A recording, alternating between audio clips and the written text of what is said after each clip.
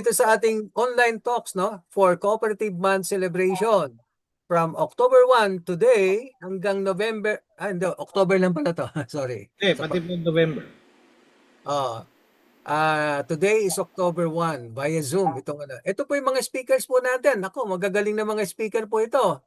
Pinangungunahan, no? Siyempre, yung unang-unang speaker natin. Ayan, makikita po ninyo na napakaganda nitong ating talk outline natin na to, no? Pag-usapan po natin the meaning and significance of cooperative values and principles. That is for today, this afternoon. Sa next sa susunod na Wednesday, ang pag-uusapan naman po natin ay yung business continuity risk management by Director Dil Benegrado. Okay, tapos October 15, ang topic po natin, Leadership Development by Vice Chair Jonathan San Miguel. And then, pagdating po ng October 22, Industry Practice of Past Due, Loans Collection, and E-Commerce. Wow. Si CEO GC po yun. And then last for the month of October is si Brother Alak, no? Victor Alak, na ang topic niya, Capital Build-up and Loans Delinquency Control. Wow, ang ganda po niyan. So without further ado, no? Tinatawagan ko po, ito po yung ating magiging, tapos na po tayo sa invocation. At hindi pa pala tayo nakakapag JS. Cooperative pledge muna tayo. Sorry. So let's play the cooperative pledge before we proceed sa ating welcome remarks. JS, please take it away.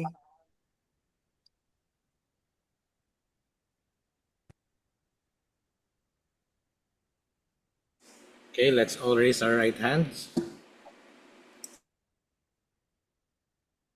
The Cooperative Pledge.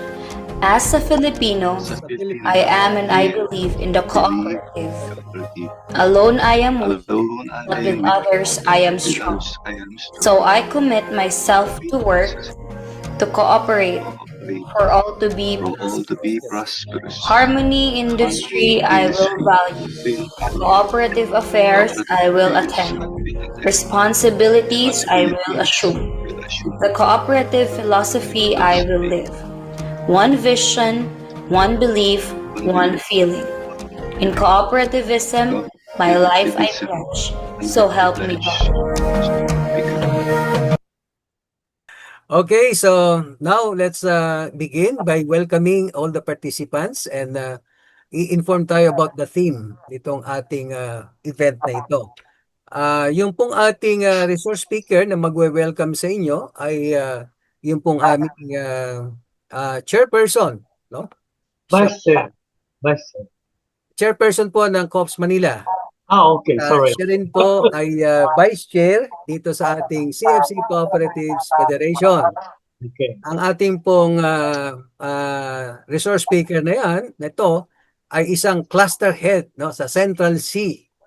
Ang kanyang pinamumunuan ay mugit kumulang nasa more or less nasa 4,000 to 5,000 na mga couples, no?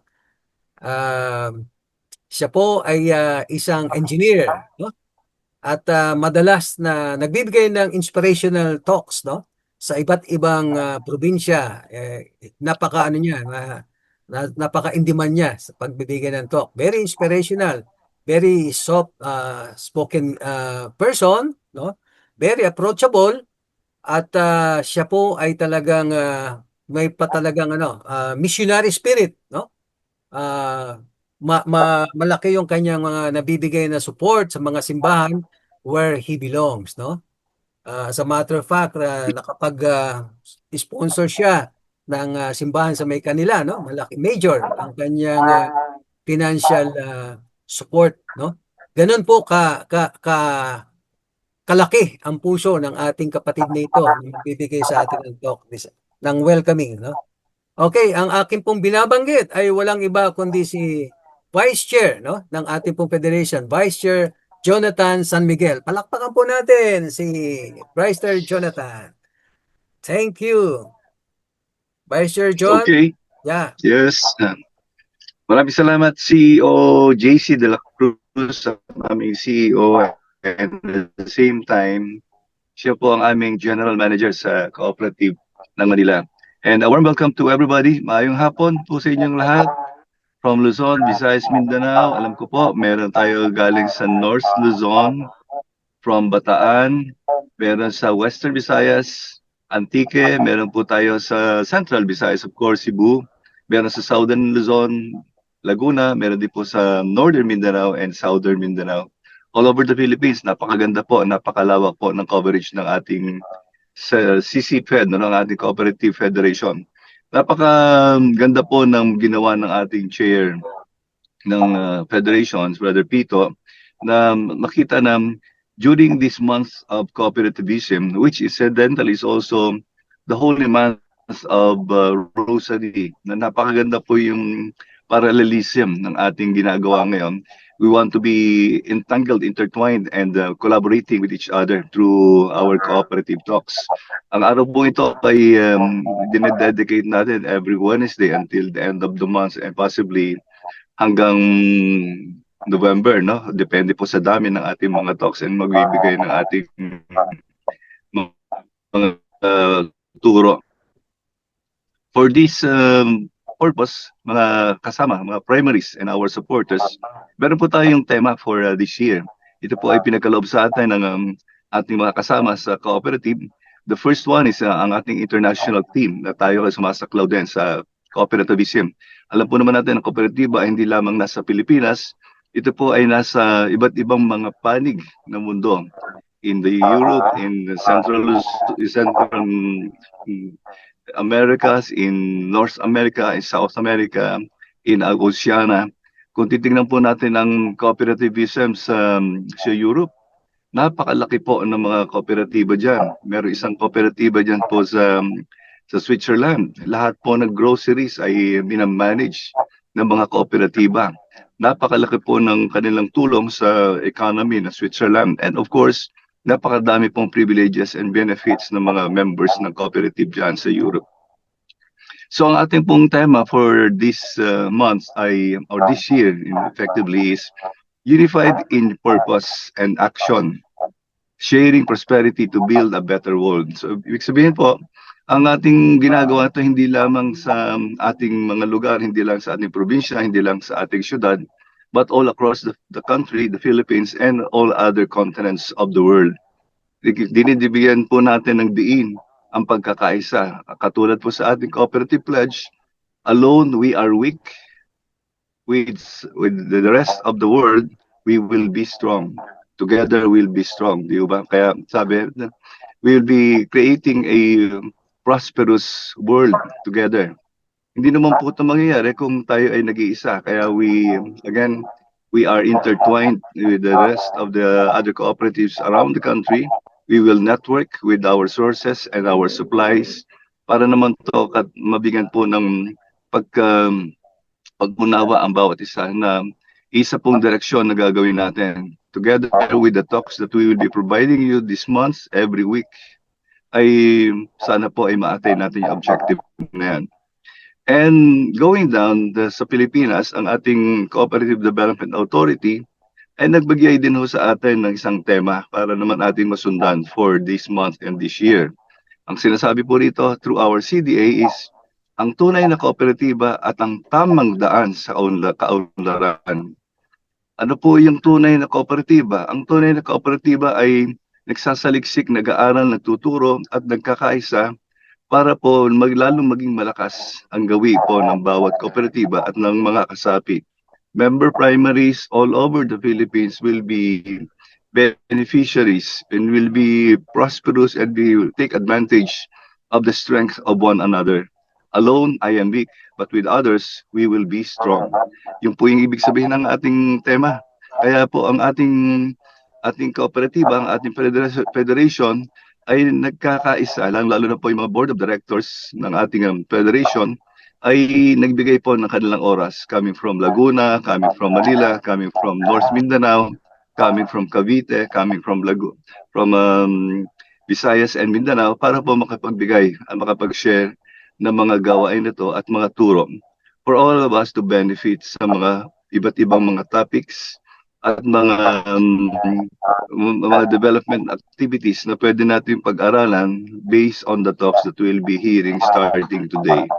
Kaya po, maraming salamat po sa inyong oras. Pinagkaloob nyo agad ang araw nito para mabigyan ho din ng pansin. This only is a manifestation of your desire to be part of the cooperative.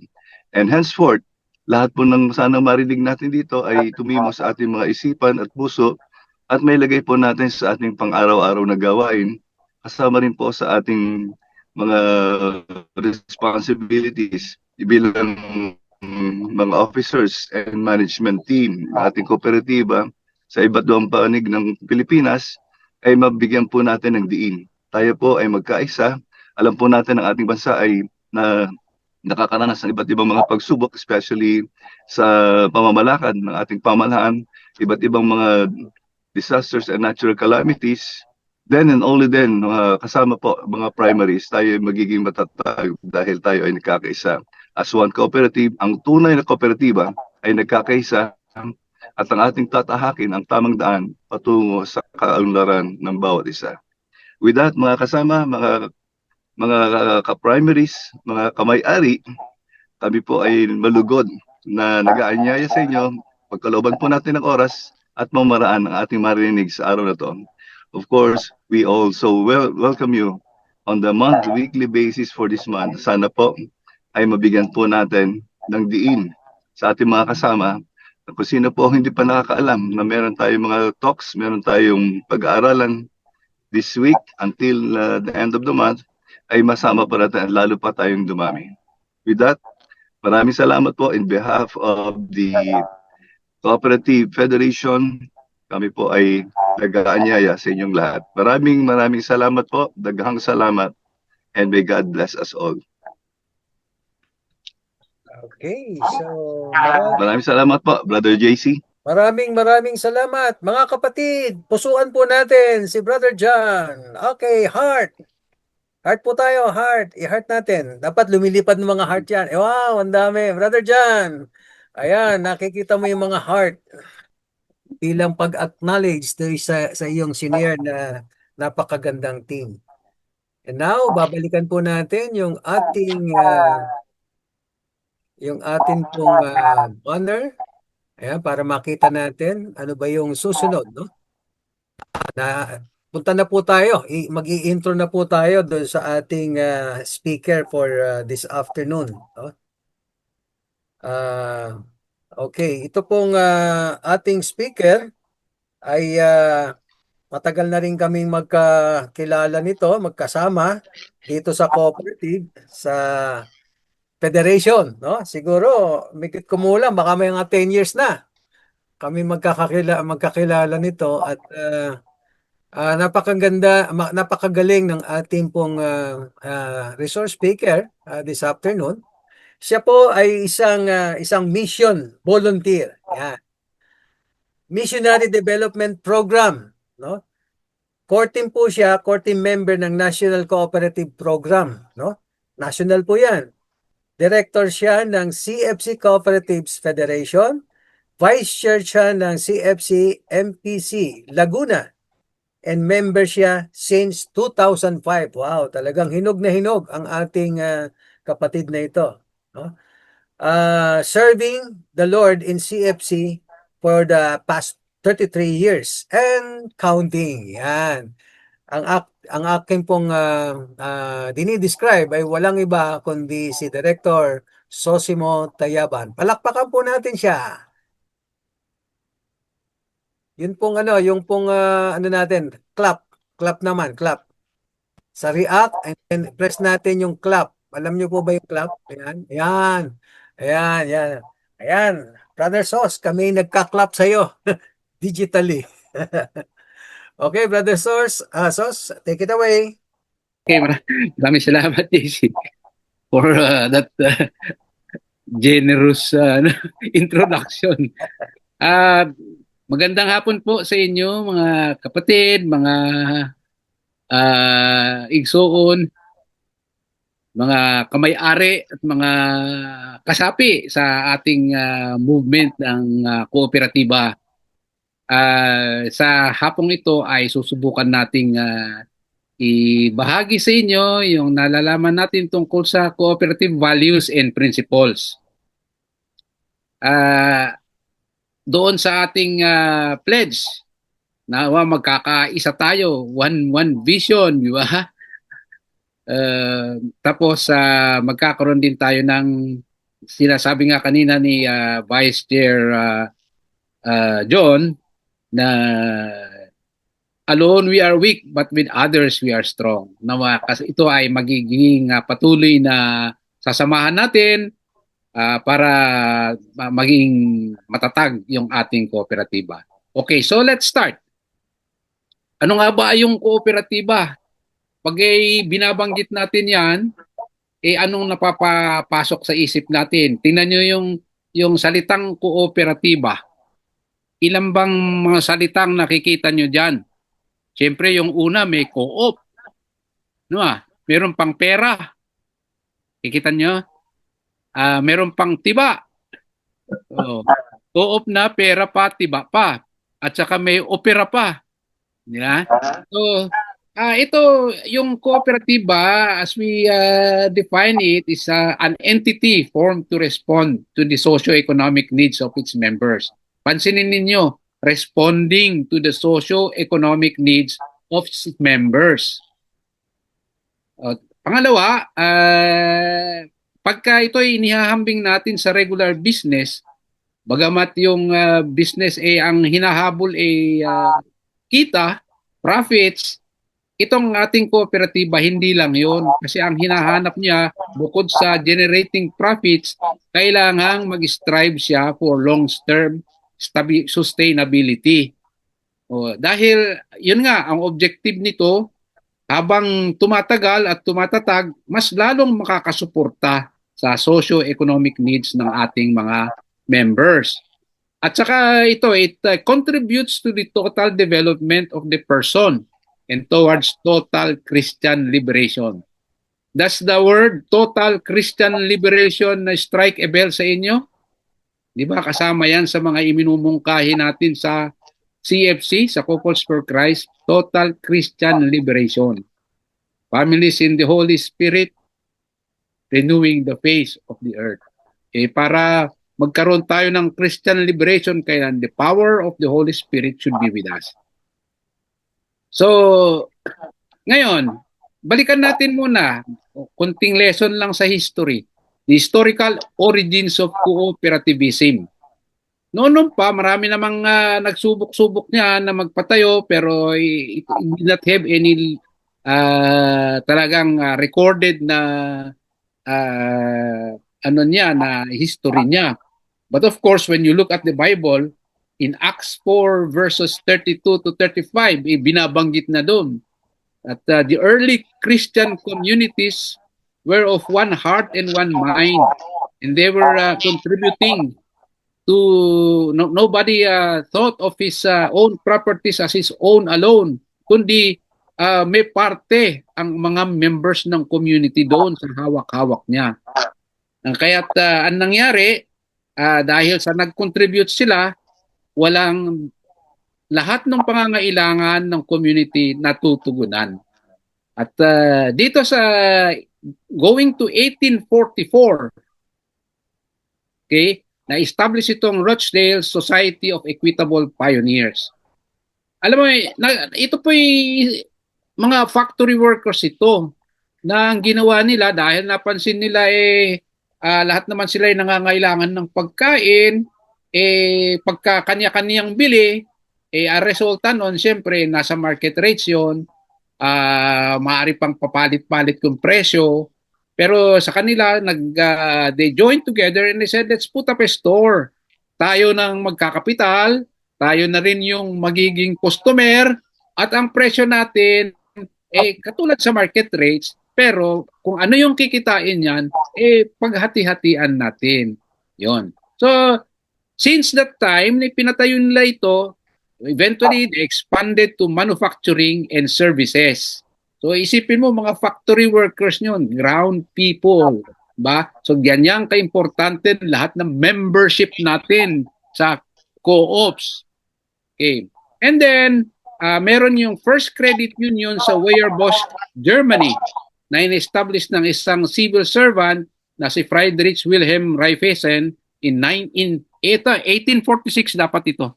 So, mali yung 19 dyan. 1846 to help farmers get credit to survive the winter of 1846 and 1847. Mangyari at that time, halos na-bankrupt niya ang mga farmers, karamihan. To, tandaan natin, farmers.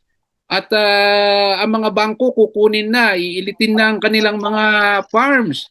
So, nag-isip itong si Raiffeisen, sabi niya, tulungan natin ang mga ito na makabangon. So, ang ginawa nila, nag-provide sila ng credit para sila na may makabili ng mga baka at aalagaan nila para magkaroon sila, maitaguyod na naman muli ang kanilang mga farms. So, ito mga kapatid, itong nangyayari sa ano natin, it reminds us, no, kung ano yung nasalanta ng earthquake ngayong kagabi, ay siguradong may role ang ating kooperatiba diyan. Siguro diyan sa to get members back on their feet. At least man lang sa mga makatulong din sa kanila sa pagbangon nila. Okay, punta tayo sa Pilipinas. Paano ba nag-umpisa ito? Actually, noong dumating sina Rizal at saka sina Emilio Jacinto, sila rin nagsubok magpatayo ng ganyan. Si Rizal ng isang irrigation system na gawa-gawa din ng mga farmers doon sa Dapitan. Si Emilio Jacinto gumawa ng organisasyon ng mga nagbebenta para ipatayo doon sa Santa Cruz, Laguna. Sa Bualit, siyempre, dahil mapugso yung ang ating history sa Spain, under Spain, halos pinagbabawal na magkaroon ng mga ganong klaseng mga organisasyon. So, towards the beginning of the 19th century, dumating yung mga Amerikano, sinubukan yan, subalit sumunod naman mga giyera. So, hindi masyadong nakatayo. And then, so in 1987, under the Philippine Constitution, itinatag na yung kooperatiba legally sa ating bansa na sinusuportahan ng konstitusyon. Ito yung Republic Act 6938 o the Cooperative Code of the Philippines, yung Republic Act 6939 establishing the Cooperative Development Authority, at saka yung Republic Act 9520 which amends the Cooperative Code of the Philippines, which was amended in 2009. Yung, of course, hanggang ngayon nandiyan, buhay pa yung Cooperative Development Authority. Now, anong istorya ng ating kooperatiba sa Pilipinas? Ay naku, noon nag-umpisa ng umabot ng maximum na 25,000. Kaya lang marami ang mga kooperatiba doon na hindi naman talaga kooperatiba, kundi pulong-pulong ng mga tao para magamit sa politika. So anyway, in 2018, sinabi ng CDA, mag-ano kayo uli, magrehistro kayo, tingnan natin sino-sino ba talaga. So nag-register 18,065, pero 11,138 lang ang nagre-report. So imagine 11,000 over 18,000, that's just 60%. Yun ang mga aktibo. At mabuti naman dito sa mga aktibo, they were employing, under the report, na 580,000 people. So malaking bagay na rin yan pala. Di ba? Itong 11,138, 10.7 million ang members. So marami tayo tusin with combined assets of US dollar 8.9 billion. That's how practically 500 billion. 500 billion, di ba? Malaking resource yan.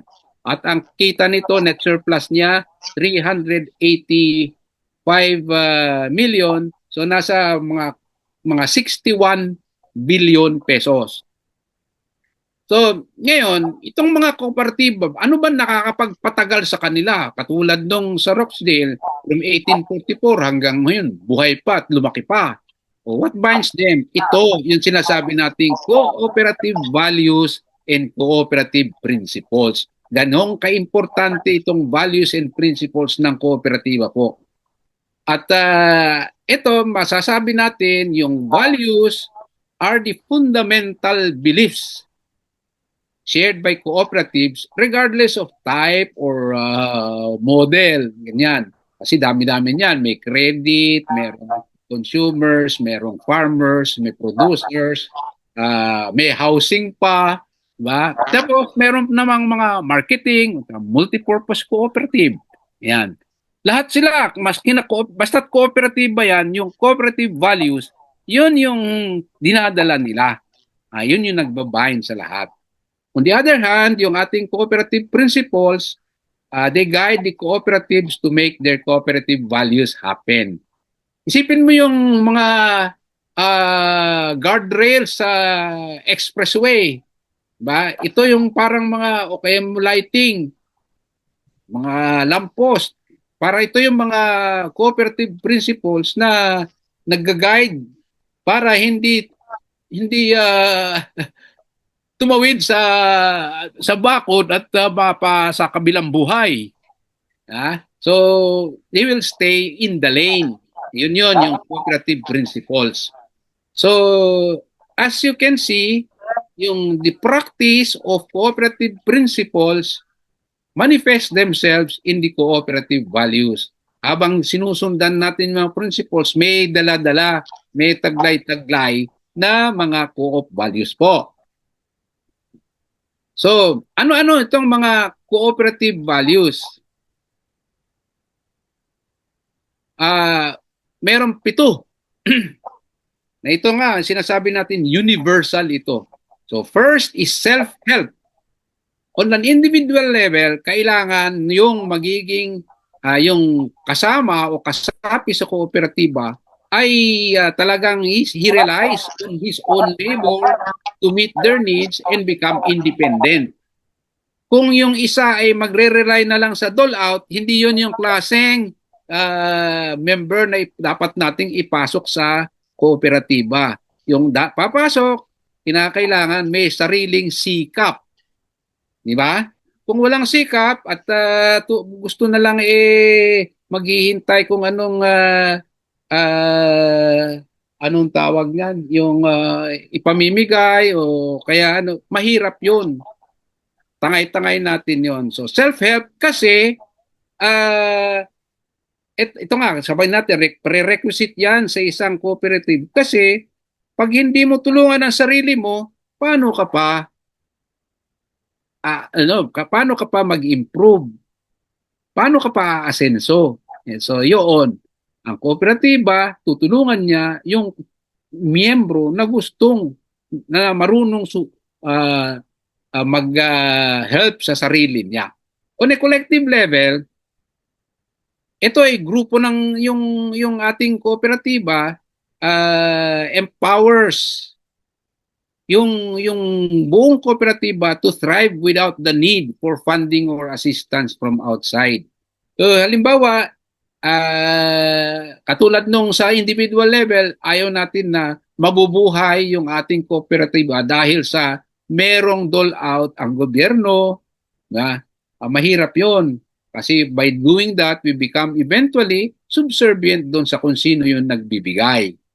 Kung merong grant o may donate, okay, pwede nating anuhin yan, pero hindi tayo dapat umasa doon sa ganon. So, on a collective level, that is the cooperative helping itself. So, paano na ipapakita itong self-help sa ating mga miyembro? O di syempre, patronizing or availing our services of the cooperative at saka yung mga produkto nito para matulungan din natin ang sarili natin. So yan ang po ng value of self-help. Ngayon, self-responsibility. Ito, I focus on the activities that members can do for their cooperative. So,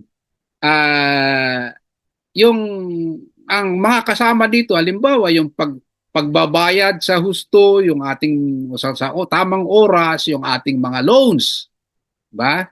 Yung ating, alam niyo yung ating pag tayo ay nagmimiyembro sa kooperatiba, meron tayong pledge doon. Sinasabi natin yung ito yung ibibigay ko para sa dagdag ng aking savings on a regular basis. Ganito rin ibibigay ko para sa paglaki ng ating kapital on a regular basis. Dahil alam natin na ang pagbibigay nito magpapalaki sa ating resources sa kooperatiba at magagamit para sa mga negosyo, para sa pagpapautang. So, pag ang sinasabi sa atin, ang mensahe sa atin, tayo ang may-ari ng kooperatiba. Kaya responsibilidad natin ang kooperatiba. Hindi natin pwedeng ipaubaya na lang sa mga nagpapatakbo nito. Tayo rin dapat kasali. Kaya meron yung patronize, meron yung save, meron yung increased capital. So, itong responsibility na ito, self-responsibility, alam naman natin, dapat nating hindi lang limited sa ating kooperatiba, kundi kasama ang Couples for Christ, yung community natin. At saka, of course, sa pinaggagalawan nating mga munisipyo o kaya siyudad. Okay, so meron pang isang cooperative value na sinasabing democracy. O ito, one member, one vote policy. Hindi ka, 'di ba, pag tayo bumoboto maski na mayaman ka o pulubi ka, pag bobotos ka isa lang boto mo. 'Yun, yung one member, one vote policy. Ganon din sa ating kooperatiba. To paraphrase si Abraham Lincoln sa definition niya ng democracy, it's a cooperative of the members, run by the members, for the benefit of the members. So, for the members, by the members, and of the members. So, ganun po yung cooperative value ng democracy. So, dito mapapansin ninyo, ang partisipasyon ay nanggagaling sa baba. Dahil siya yung bumoboto. So, ang hinahangad ng cooperative value ng democracy, makisama, makisali, o participate in deliberation, decision, and in execution. Hindi pwedeng baliwala, palaging kasama. And every year, in the practice of the cooperative, ay sinasama yung members sa ating sinasabing General Assembly. Yan. Okay, equality. O sa loob ng kooperatiba, walang class distinction yan. Equal yan ang stature ng bawat miyembro. So, parang democratic, di ba? Sa korporasyon meron sinasabing boss, meron yung sinasabing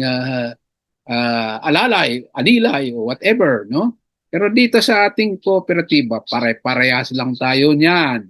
And katulad sa access natin sa mga basic services ng kooperatiba natin, again, democratic yung process na yan. Pagsusuporta sa mga kasama, sa decision making, talaga pong ang ating being members, equal tayo dyan. Hindi dahil sa manager ito, siya mauuna muna sa pagseservisyo ng kooperatiba. Hindi ganon. Lahat sabay-sabay, pare-parehas. Okay, equity. Ito naman, yung sinasabi nating taya. It goes hand in hand with equality.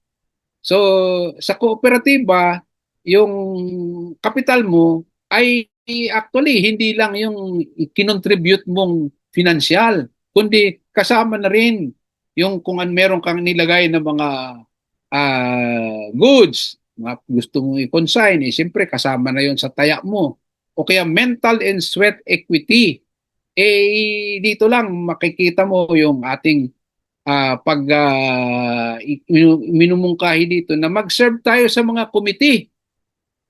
Okay, serving in the committees, patronizing products and services, and participating, inviting, and recruiting members to the cooperative. Lahat naman yan, hindi nangangailangan ng na ikaw ay may posisyon. Lahat tayo pwedeng gumawa po yan. Mag-invite, mag-recruit ng mga membro na magiging kasapi natin sa ating kooperatiba.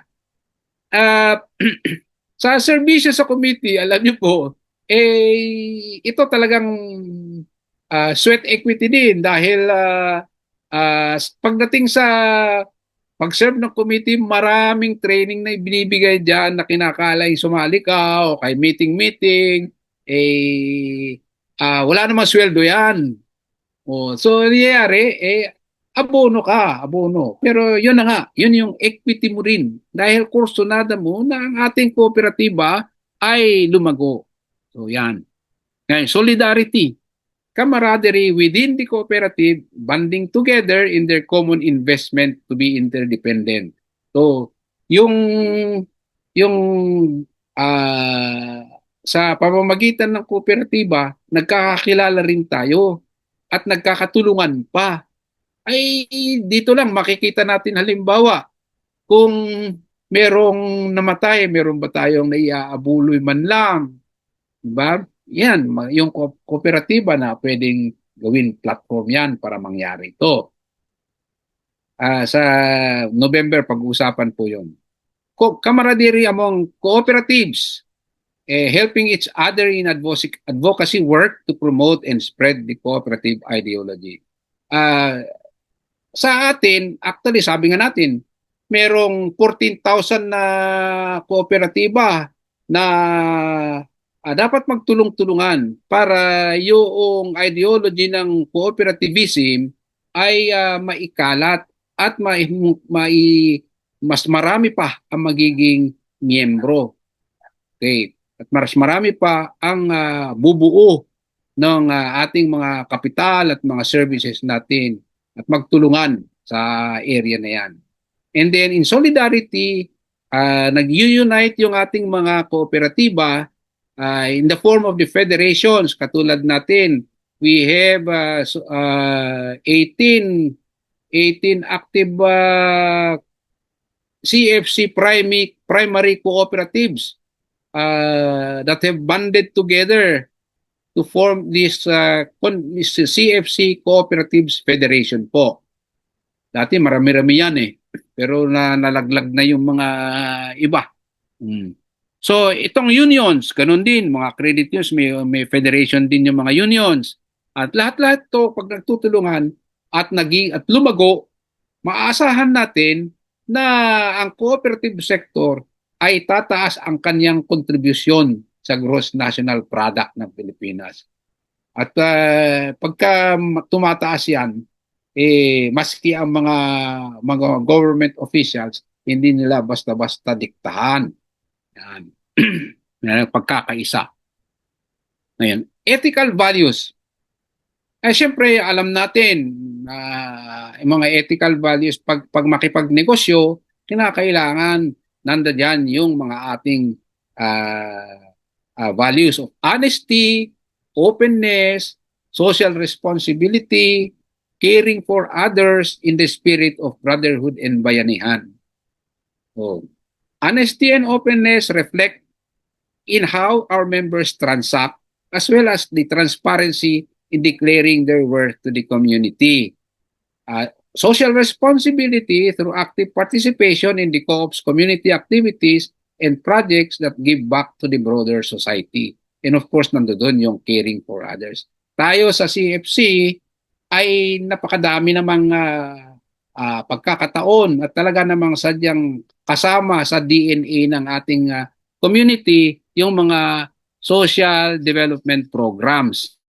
Nandiyan yan yung sa pagtatanim, siyempre nandiyan yung kooperatiba, nandiyan yung para sa mga preso, para sa mga drug rehabilitation, nandiyan para sa mga migrante, ayun, yung mga sa may sakit, ganoon. So, nandiyan din yung mga nangangailangan ng legal assistance, Oh. So ito mga nagagampanan natin at kasama yan sa DNA nga ng ating members na dapat i-practice. Ito yung ethical values. Okay. So pag tinitingnan natin itong cooperative values, nung naisulat yan, they were established by the Rochdale Society to sustain their growth since 1844. And then this became universal values adopted by the cooperatives worldwide. There is this international cooperative association na siyang nagpro-promote nito. Mapansin natin na nabuhay yung kooperatiba na Rochdale magmula noong 1844 hanggang ngayon buhay pa, so more than malapit mag 200 years O sana ganun din magiging mangyari sa ating mga kooperatiba sa Pilipinas na tatagal din at lalo pang lalago at lalaki. Pagkat talagang sinusundan at sinasapuso yung cooperative values. Ngayon, ang tanong natin, do these cooperative values synchronize with Christian values? O ano sa tingin ninyo? Ito ba sumasang-ayon sa Christian values? Ako sa tingin ko po, talaga naman, yung mga cooperative values na ito, nanggaling din naman sa Christian values. Nanggaling doon. So, talagang synchronized na synchronized. Ito nga lang, may isang organisasyon, yung kooperatiba, na binuo yun at sinabi niyang, lahat ng ating pagsasama-sama rito, dapat ito yung sinusundan natin na sinasabing cooperative values. Okay. So, hindi tayo magtataka, the longest running cooperatives in the Philippines were started by church-based organizations, such as the first community co-op, or FICO ang tawag natin ngayon, established in 1991 in the University of Cagayan, yung Ateneo yung Xavier University ngayon. Doon nagumpisa noon pari, diba? At saka yung mga miyembro ng community. O lumaki yan, 1991, ilan na yan? 34 years? Diba? Ito naman, yung San Diego Credit Cooperative. Itinatag yan noong 1960. Ito, sa Paranaque ito. Ang nag-umpisa niyan, isang pari at kanyang yung mga sakristan niya. Itinatag yan, hanggang ngayon, buhay na buhay yan. Malaki yan, may transport pa. And then, so ito 60, ilang taon yan? Diba? 65. 65 years na. 75 pala. 75 years. Itong Nueva Segovia Consortium of Cooperatives, established in 1992. So mga 33 years din ito. Itinatag to ng isang cardinal ngayon. Si Cardinal Quevedo. So talagang wala namang makipapansin natin yung mga Christian values dito ngayon sinasabuhay sa mga kooperatiba na ito. Okay. So, ngayon, tapos na tayo sa cooperative values, puntahan natin naman yung cooperative principles. Sa cooperative principles, itong pinick up ko rito, actually is from Republic Act 9520. At ang mga principles na ito, yung voluntary and open membership, democratic member control, member economic participation, education, training and information, autonomy and interdependence, cooperation among cooperatives, and concern for community. So ito are all lifted from Article 4 of Republic Act 9520. So una, voluntary and open membership. Cooperatives are voluntary organizations. Yan, walang sapilit yan dito. Although sa atin, sa CFC, marami naging miyembro dahil sa obedience. Tatandaan nyo pa ba yan? Pero pagkatapos ng nagmiyembro, nakalimot na. hindi na nagampanan yung sinasabing values na okay, self-responsibility, diba? Na mag-contribute ka pa rin, mag-save ka, patronize, yan. So, voluntary organization, it's open to all persons. Pero may mga ibang kooperatiba na talagang sadyang nilimit nila kung sino pwedeng maging miyembro. Halimbawa, yung mga nasa korporasyon, siyempre, ginawa nila na pwedeng magmiyembro, yung mga empleyado lang. O kaya sa ACDI, yung pinakamalaking kooperatiba sa atin, ang nilimit naman nila sa mga uniformed personnel and their families. Yan. Sa atin, sa Couples for Christ, open din yan. Pero limited sa mga members of the CFC community. So, merong mga may mga limitations din. Pero open yan. Maski yan Couples for Christ, Singles for Christ, Handmaids of the Lord, mga nasa ibang natin basta't kasama sa community. Okay, it's able to use voluntary and open membership, is able to use these services and willing to accept the responsibilities of membership. So yan, responsibility of membership, sabi nga natin, kaya tayo ay nagkakaroon ng medyo mga non-MIGs dahil hindi natanggap yung responsibility of membership. Okay, so isang din yan, paalala sa atin. Okay, democratic member control. Kanina pinag-uusapan natin democratic organizations, one member, one vote, di ba? Ang mga dito sa ating kooperatiba, it is controlled by the members. Kahit may nagkakaroon ng annual general membership meeting. Dahil mga members ang siyang magde-decide kung tanggap ba yung gawa ng ang mga desisyon ng board. The directors or officers are accountable to the membership. Yan, ginagawa yon sa pamamagitan ng general membership assembly. At syempre in other forms or other participations. At kanina sabi nga natin, members have equal voting rights. Okay. So, member economic participation. Ito na naman yung sinasabi nating may taya. Members contribute equitably to the capital of their cooperative. They shall receive limited compensation or limited interest, if any, on capital subscribed and paid up as a condition of membership. So, ito, yung limitations na ito, tungkol halimbawa sa compensation, dinidecide yan sa board. Ganon din sa kung magkano yung ipapataw na interest sa mga sinave o yung yung interest sa mga inuutang.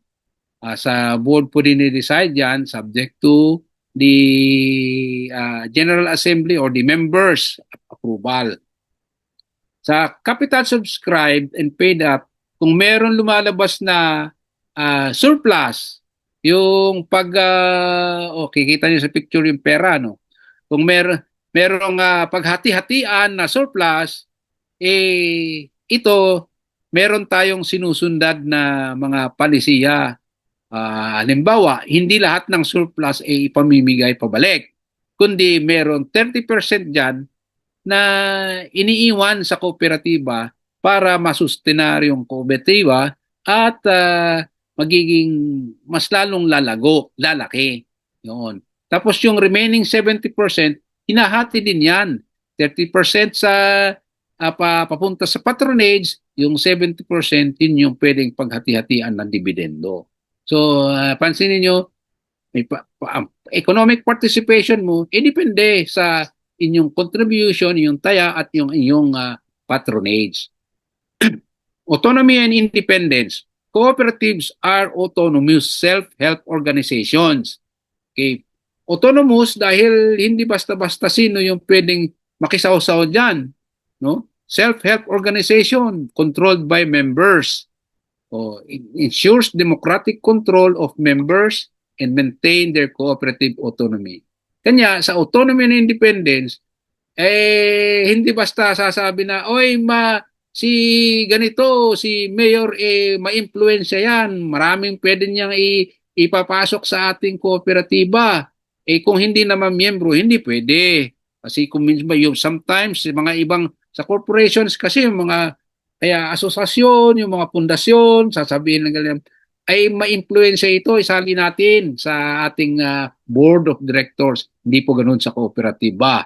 Kasi ang boboto doon, mga miyembro. Miyembro lang. Okay. Kung nagkataon na si Mayor dating member ng cooperative at nandoon at isinampa yung pangalan niya na kasama sa bobotohan, maaari siyang mabotohan. Pero as much as possible, ayaw nating sumausaw sa mga political influences.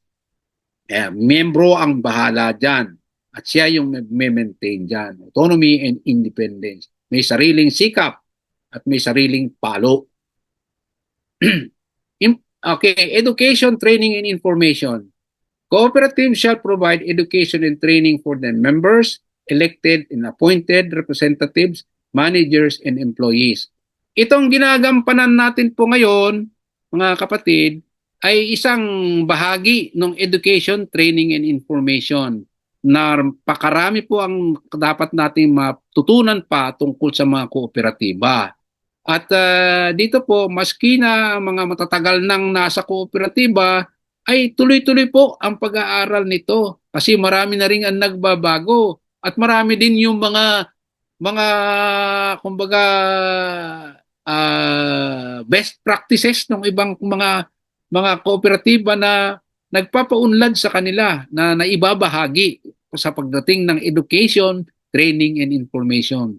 At maski ang Cooperative Development Authority, siya ay maraming sinasabing mo ito, kayo mga miyembro ng board, kayo mga trainee, mga nasa committee, dapat ay nagampanan ninyong mag-attend ng mga seminar na ito. Marami po yun.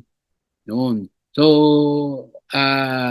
ito ay sinasabi sa atin na pag itay kasama ka sa kooperatiba, ay maghanda ka na rin, kasama ka sa education, training, and information. Mabuti na lang, salamat sa Diyos at itong Cooperative Month ay nagagamit natin para isang pagkakataon magkaroon ng education, training, and information. Darating yan for the next 9 weeks, umpisa ngayon, first week ngayon, ay every Wednesday, magkakaroon tayo ng training. So, subaybayan po ninyo at makisali. Okay, cooperation among cooperatives. Cooperatives serve their members most effectively and strengthen the cooperative movement by working together through local, national, regional, and international structures. Totoo po yan. Hindi lang katulad sa atin na mga CFC primary cooperatives, nag-band tayo para magtulong-tulungan at naipatayo itong ating CFC Cooperative Federation. Pero mga primary cooperatives, sumasali din sila sa mga federations sa kanilang mga munisipyo at kanilang mga syudad. So sumasali dyan, hindi lang sa city and municipal level, kundi nasa regional level pa. So dahil dito nagkakatulungan, nagkakasilipan pati kung ano yung magagandang ginagawa at sabi, oy, bahagi mo naman yan sa amin. Ganon. So, both local, national, and regional, international structures. Okay, concern for community. Cooperatives work for the sustainable development of their communities through policies approved by their members. Isa sa mga policy po na nasa sa ating mga kooperatibo, na yan, nakabaon na yan, na dapat gampanan sa surplus natin, sa operations natin, may naitatabi yan na porsyento para sa natin, concern for community. yung mga social development programs. Yan po. Sa atin naman sa Couples for Christ, sagana tayo sa social development programs na nagagamit ng ating community, at dito nakikibahagi na rin o sumasali na rin ang ating kooperatiba ng mga CFC cooperatives. Pero napapansin ninyo, sa mga ibang cooperatives outside of our federation, malaki ang naiaambag din nila. Lalong-lalo na sa ating bansang Pilipinas na laging suking binibisita ng mga bagyo. O hindi lang bagyo pala, mayroon pang lindol. Okay. So this concern for our community, I'm sure na yung ating mga kooperatiba dyan sa Cebu, CFC, yung Cooperative Cebu, at saka yung Tecton Cebu, at saka ganoon din sa ibang parte ng Visayas na apektado nitong lindol, ay makakabahagi din yan. Palagay ko, Brother Tito, naghahanda na kayo dyan, no? At hindi lang yan, hindi lang sa pagtulong na rekta, kundi yung pagbangon nila, yung mga apektado, yung mga naasalanta, nawalan ng negosyo, paano babubuhay muli? Ba? So diyan papasok yung ating kooperatiba para siguro bigyan sila ng mga programa na ito muna, ito ibibigay natin, anong negosyo mo para lumago-lago, pero pag habang lumalaki ka dadagdagan pa natin, nagbabayad ka, dadagdagan pa natin. So I'm sure merong mga programang mga loan products na pinaghahanda ng ating mga kooperatiba dyan. Cooperative, so nakapinsan natin, suma total natin. Yung mga principles na ito were started by the first credit union in Germany. Sabi nga natin, 1846. Tagal-tagal. Almost 200 years ago. And operating under the Raiffeisen principles. Eventually, itong mga principles na ito ay naging na-adapt ng International Cooperative Association. So international rin ito na itinuturo sa mga kahit sa mga PMES, pagka in-erase mo yung ng mga specific legal diyan, papasok yan yung Universal Cooperative Principles. In itong Raiffeisen principles, pinick up yan, napunta sa France, nagkaroon ng mga kooperatiba doon, pati bangko, using these principles. Ganon din sa Spain. O siguro doon natutunan din ng mga sina Rizal at saka during their time sa Madrid na, may ganito parang mga organisasyon na kooperatiba. If yun lang Mondragon na pinakamalaking korporasyon sa Spain, siya yung humahawak doon sa halos lahat ng mga klase-klaseng negosyo, no? Yung kooperatibang yun yung humahawak halos lahat ng mga negosyo sa Spain. So maski na tindahan, maski na bangko, sila papautang sila . So, yun po yung ating principle. So, napaka-importante sila na i-imbibe natin not only as a cooperative but also as magkaroon tayo ng awareness bilang mga miyembro ng kooperatiba na ito ay ating kinakailangan para lumago ang bawat isa, no? At lumago ang ating kooperatiba. At habang lumalago, na lahat ng ating pangangailangan ay matutugunan. So in conclusion, cooperative values and principles lead to member engagement of their shared responsibility in the growth of the co-op. It gives them a voice in cooperative decisions. It reminds them of their primary role in the financial stability of their co-op. Mag-impok na mag-impok, mag-patronize. Cooperative values are the fundamental beliefs that should be shared by cooperatives regardless of type or model.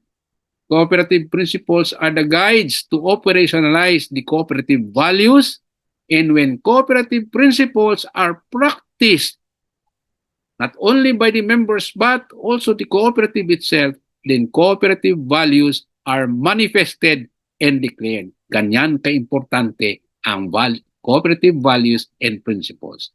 So, ito po ang mga researches nito ay galing dito sa mga nababanggit ditong references. At hanggang dito na lang po. The Lord be praised.